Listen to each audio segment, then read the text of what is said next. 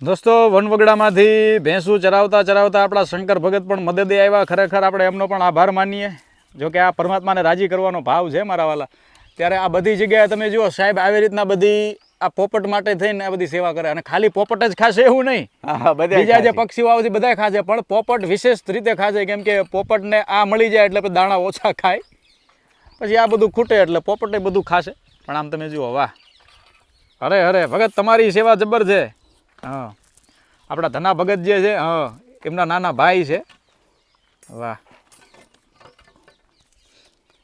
રામા મંડળ રમતા હતા તમે? કાં શું બનતા હતા રામા મંડળમાં? ઘણું પાત્ર ભજવતા? વાહ દોસ્તો, આ બધું જે છે એ સાહેબ તમે જુઓ.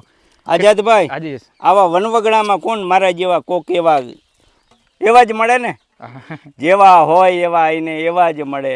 બરાબર, આ તો પરમાત્માની કૃપા છે અને એ જ મોકલે. મારી વાત સાંભળો, એ પરમાત્માને ખબર છે કે આ એકલો માણસ છે, આ બધું કઠિન છે, લાવ હું કોકને મોકલું મારા સ્વરૂપ બનાવીને. બરાબર, તે ભગવાન પોતે જ હોય, પણ આપણે માણસને ઓળખવામાં ખામી રહી જાય છે. આઝાદભાઈ, બરાબર, એટલે આ બધી જગ્યા આવી રીતે મને કોક અને કોક સ્વરૂપે ભગવાન મોકલીને મદદ કરાવે છે.